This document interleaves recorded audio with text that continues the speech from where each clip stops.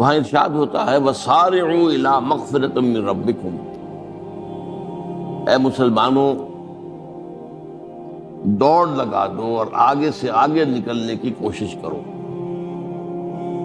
مسارعت کے معنی ہوں گے تیز دوڑنے میں ایک دوسرے کے ساتھ مقابلہ کرتے ہوئے آگے نکل۔ ابھی تک ہمارا چینل سبسکرائب نہیں کیا تو ہمارے چینل کو سبسکرائب کر لیں، ساتھ ہی بیل آئکن پر کلک کر دینا، جب بھی ایسی نئی ویڈیو آئے گی آپ بھائیوں کے پاس پہنچ جائے گی۔ شکریہ۔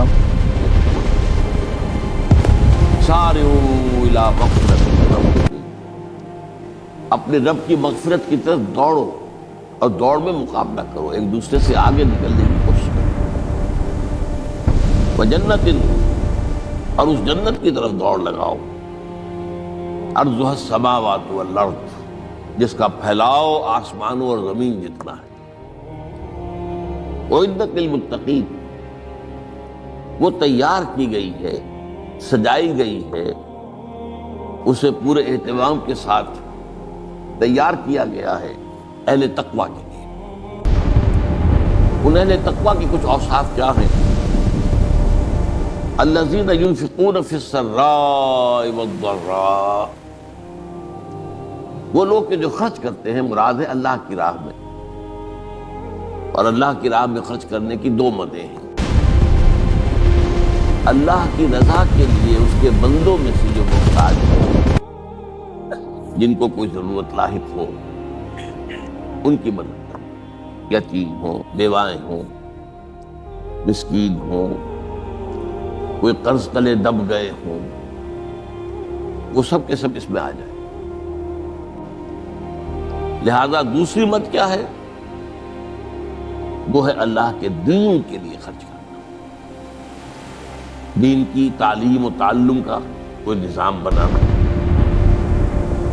پھر یہ کہ دین کو دوسروں تک پہنچانا، اس کے لیے سارے ذرائع جو بھی کسی زمانے میں ابلاغ کے موجود ہوں ان سب کو استعمال کرنا، اس کے لیے خرچ درکار ہے۔ بہرحال میں اس عرض کر رہا تھا کہ یہ دو مدیں ہیں خرچ کرنے کی۔ الذین ينفقون فی السراء والضراء، مسرت کی حالت میں آدمی کے پاس کافی ہے، غنی ہے، تب خرچ کر رہا ہے تو ظاہر بات ہے اس حالت میں طبیعت کو اتنا بوجھ نہیں ہوتا خرچ کرنے میں، لیکن خود تنگی محسوس کر رہا ہو پھر خرچ کرے، یہ گویا کہ اس سے اگلا ایک قدم ہے، ضراء ہے، تکلیف کے اندر بھی ہو تو خرچ کرے۔ والکاظمین الغیظ، اور وہ لوگ جو اپنے غصے کو پی جانے والے ہیں۔ والعافین عن الناس، اور غصہ ظاہر بات ہے آتا ہے کسی شخص کی کسی غلطی پر، کسی خطا پر، یا وہ اس نے آپ کے ساتھ کچھ زیادتی کی ہے، تبھی تو غصہ آئے گا۔ لہذا غصے کو تو پی جاؤ اور لوگوں کو معاف کرو۔ والعافین عن الناس، یہ دو کام در حقیقت ایک ہی کام کے دو رخ ہیں، کہ غصہ آیا ہے تو اسے پی جاؤ، اور جس شخص نے تم پر زیادتی کی ہے، تمہارے خیال میں زیادتی کی ہے، ہو سکتا ہے وہ اپنی جگہ پر صحیح ہو، لیکن یہ کہ بہرحال تمہیں غصہ آیا ہے، اس غصے کو پی جاؤ اور اسے معاف کرو۔ واللہ یحب المحسنین، اور ظاہر بات ہے کہ اللہ تعالیٰ کو تو ایسے محسنین ہی پسند ہے۔ اب یہاں بھی نوٹ کر لیجئے وہی درجہ احسان جو ہم پڑھ چکے ہیں بڑی تفصیل سے، حدیث جبرائیل کے حوالے سے گفتگو شروع ہوئی تھی، بعد میں پھر بھی مختلف مواقع پر گفتگو آتی رہی اور اگلی حدیث میں پھر آ رہی ہے۔ احسان کسے کہتے ہیں؟ تو اللہ تعالیٰ کو ایسے محسن جو اپنے اس دین کو خوبصورت بنا دے، دین ان کا جو ہے اور دینی زندگی ان کی جو ہے وہ دل کو لبھانے والی ہو، وہ لوگوں کو پسند آنے والی ہو، بلکہ یہ کہ اس کے اندر جو ہے وہ حسن جو ہے دل آویزی پیدا ہو جائے۔ تو اس آیت کے حوالے سے میں آج پھر حدیث آپ کو سنا رہا ہوں۔ اس کے راوی حضرت ابو ہریرہ ہے رضی اللہ تعالی عنہ، انہوں نے ذکر کیا ہے اور اس کی روایت کی ہے امام بخاری نے کی ہے رحمہ اللہ، ان رجلا قال للنبی صلی اللہ علیہ وسلم، ایک شخص نے حضور صلی اللہ علیہ وسلم سے عرض کیا، اوصنی، حضور مجھے کچھ وصیت فرمائیے۔ اوصا یوسی ایسان، وصیت کرنا، وصا یوصی توصیتاً، اس کے معنی کوئی نہیں۔ وصا یوصی کے معنی ہو جائیں گے تدریجاً، مسلسل وصیت کرتے رہنا، نصیحت کرتے رہنا۔ اور ایک ہے، ایک مرتبہ آپ نے ایک بات کہہ دی، اوصے نے مجھے وصیت فرمائی، مجھے نصیحت فرمائی، قال لا تغضب، آپ نے ایک ہی بات فرمائی، غصہ نہ کیا کرو، مغلوب الغضب نہ ہو جایا کہ غصہ آئے اور تم پر چھا جائے، تمہارے اوپر اپنا غلبہ کرو۔ فردد مرارا، اب اس شخص کے دل میں شاید کوئی اور بات تھی، اس نے پھر پوچھا، اوصنی حضور، بس کیجیے وصیت کی۔ آپ نے پھر فرمایا لا تغضب، پھر پوچھا، وہ تکرار کرتا رہا اور حضور نے بھی ہر مرتبہ وہی بات دی۔ اب اس سے اندازہ ہو جاتا ہے کہ یہ بات کتنی اہم ہے۔ تب پہلی بات تو میں آپ کو یہ بتا دوں کہ غصہ آ جانا کوئی غیر فطری بات نہیں، غصہ اللہ تعالیٰ نے انسان میں رکھا ہوا ہے۔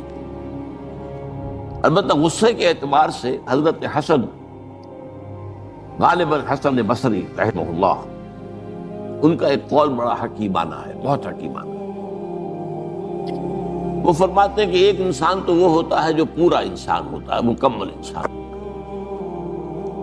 ایک ہوتا ہے نصف رجل، آدھا انسان، وہ انسانیت کے معیار پر پورا نہیں ہو سکتا، ہاں نصف تک آ جاتا ہے۔ اور ایک انسان ہوتا ہے لیسا برجل، وہ انسان ہوتا ہی نہیں، وہ حیوان ہوتا ہے۔ پورا انسان وہ ہے جسے غصہ دیر میں آئے اور جلدی رفع ہو جائے، اور آدھا انسان وہ ہے جسے غصہ جلدی آئے لیکن جلدی رفع بھی ہو جائے، یا دیر میں آئے تو دیر میں رفع ہو، یہ دونوں برابر ہو جائیں گے۔ جلدی غصہ آیا جلدی ختم بھی ہو گئے، دیر میں آیا دیر لگا دی جانے میں بھی۔ اور جو شخص سرے سے انسانیت کا مستحق ہی نہیں کہ اسے انسان مانا جائے، اسے غصہ جلدی آ جائے اور دیر میں جائے، وہ اصل میں پھر انسان نہیں، وہ اخلاقی اعتبار سے پورا انسان کہلانے کا مستحق نہیں۔ تو غضب کے اعتبار سے یہ تین درجے جو ہے وہ سامنے رہتے ہیں۔ پھر مزاجوں کی بات بھی ہوتی ہے، اللہ تعالیٰ نے مختلف مزاج بنائے ہیں۔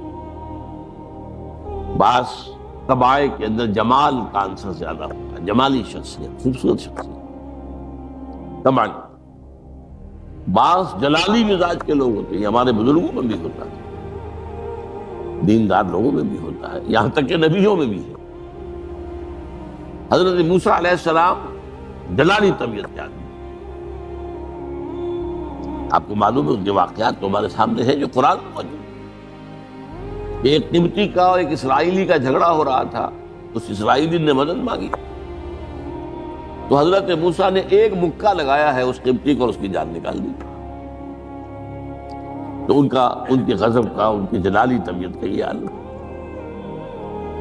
اور اس کا سب سے بڑا نقشہ جو قرآن مجید میں آتا ہے کہ جب اللہ تعالیٰ نے جب ہجرت ہو گئی اور مصر سے حضرت موسیٰ علیہ السلام اپنی قوم کو لے کر، بنی اسرائیل کو لے کر نکل آئے، دریا یا سمندر بھی اللہ نے پار کرا دیا، سمندر کو یا دریا کو پھاڑ کر۔ اس کے بعد وہ مرحلہ آیا کہ انہیں اب شریعت دی جائے، اس لیے کہ اصل میں ہجرت کے بعد پھر شریعت آتی ہے۔ ہجرت سے پہلے کا وقت جو ہے وہ تو ایک کشاکش کے اندر گزرتا ہے، جیسے کہ 12 برس حضور کے مکے میں ہے، ایک کشاکش ہے جسے ہم عام طور پر کشمکش کہہ دیتے ہیں، ایک سٹرگل ہے، اس میں مصیبتیں ہیں، تکلیفیں ہیں، ماریں کھائی جا رہی ہیں وغیرہ وغیرہ۔ تو ابھی کسی تفصیلی شریعت کے لیے جانے کا موقع نہیں تھا۔ نماز بھی جا کر 5 وقتہ جو ہے وہ سن 1190 میں فرض ہوئی ہے، یعنی آپ سمجھئے کہ ہجرت سے 1-1.5 سال پہلے۔ اس کے علاوہ زکوٰۃ کا کوئی نظام ابھی باقاعدہ کہ یہ اتنے میں سے اتنا کوئی نہیں۔ ہاں عام طور پر لفظ زکوٰۃ استعمال ہوا ہے، اپنے مال کو پاک کرو، پاک کرتے رہا کرو، مال میں سے صدقہ خیرات نکالتے رہا کرو، اس سے وہ مال پاک ہو جاتا ہے۔ تو اسی طریقے سے جو ہجرت آئی حضور پر، جو ہجرت کے بعد شریعت نازل ہوئی مدینہ منورہ میں، اور دورہ ترجمہ قرآن میں یہ بات واضح میں کر دیا کرتا ہوں کہ اس شریعت کا بلو پرنٹ جو ہے، یہ لفظ آپ میں سے بہت سے حضرات جانتے ہوں گے، کوئی عمارت بنانی ہو تو اس کا جو نقشہ بنتا ہے پہلا وہ ایک نیلے کاغذ پر بنتا ہے، بلو پرنٹ۔ تو بلو پرنٹ جو ہے اس شریعت محمدی علی صاحب الصلاۃ والسلام کا، وہ سورہ بقرہ میں تیار ہوا۔ پھر اس میں جو تفاصیل کے اور پورے جو خد و خال آئے ہیں، وہ پھر سورہ نساء اور سورہ مائدہ اس کی تکمیل کی شروع۔ بہرحال جب حضرت موسیٰ کو ہم اللہ تعالیٰ نے طلب کیا 40 دن کے لیے کوہ طور پر، اس کو ہم چلہ بھی کہہ سکتے ہیں، 40 روز کی اللہ تعالیٰ نے ان سے ریاضت کروائی، مشقت، روزہ اور یہ کہ عبادت اور ذکر الہی۔ اس کے بعد انہیں اللہ نے تورات عطا فرمائی۔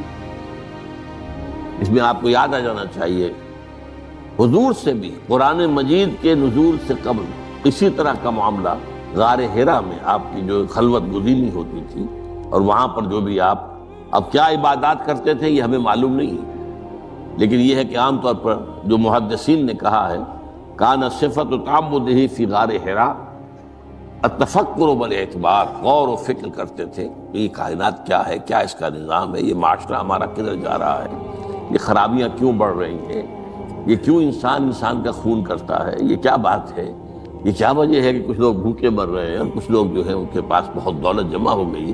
یہ غور و فکر جو ہے تو یہ آپ کا رہا ہے بہرحال، لیکن یہ کہ تخلیہ اور غار میں آپ کا قیام یہ اپنی جگہ پر ثابت ہے۔ ابھی تک ہمارا چینل سبسکرائب نہیں کیا تو ہمارے چینل کو سبسکرائب کر لیں، ساتھ ہی بیل آئکن پر کلک کر دینا، جب بھی ایسی نئی ویڈیو آئے گی آپ بھائیوں کے پاس پہنچ جائے گی۔ شکریہ۔